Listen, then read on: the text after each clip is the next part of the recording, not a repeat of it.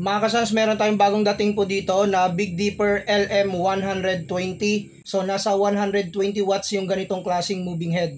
Ito po isang RGBW. Meron po itong red, green, blue, and white. So, meron din po itong sound active automatic kung ayaw po niyo na ikabit sa DMX. Pero mas maganda, ikabit nyo rin po ito sa DMX kung mga multiple na yung gamit po ninyo.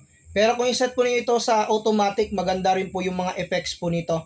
So, yung kanyang channel is nasa 23 channels. Pwede rin gumamit po dito ng DMX 512. So, ipapakita ko sa inyo yung effects ng mga ilaw sa ganitong klaseng moving head po natin, yung Big Dipper LM120. So, ito yung likuran ng ating moving head. So, meron po siya ditong exhaust fan. Tapos, removable po dito yung kanyang saksakan. Naka-speak on po ito. At saka ito yung kabitan ng kanyang DMX. Ayan, makikita po niyo Big Dipper Authentic label. Ito naman yung kanyang harapan. So, I think made of crystal po ito. And then, ito naman yung kanyang control panel. So, dito po yung magko-control kung gusto po nyo i-sound active, i-DMX po ninyo, or i-automatic.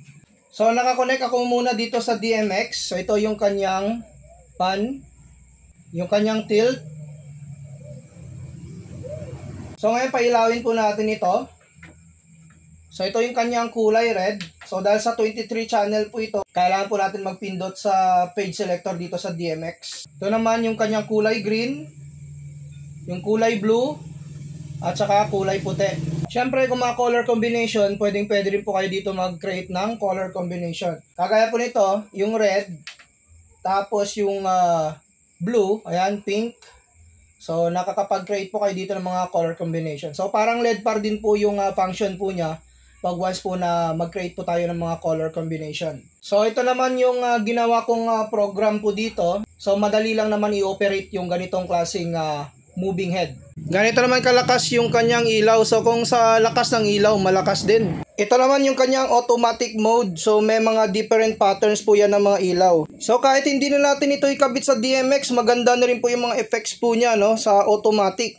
So, kung gusto niyo naman na i-sound active, pwede rin po yan. Pwede nating adjustin yung kanyang speed. Kung sa sound naman, pwede nating adjustin din yung kanyang sensitivity. Ganito naman kalakas yung kanyang max na ilaw. So, RGBW po yan. Pag dito kayo sa harap, ganyan po yan kalakas. Naka-adjust na yan yung exposure ng camera ko, pero sobrang lakas pa rin ng ilaw po nito. So, kung meron kayong apat na ganito, talagang napakaliwanag na po nito sa stage lighting po ninyo. So, yan lang muna yung ating light test po dito sa ating Big Dipper LM120. So, kung gusto nyo mag-avail ng ganitong klaseng moving head ng Big Dipper, pakiclick lamang yung ating yellow basket.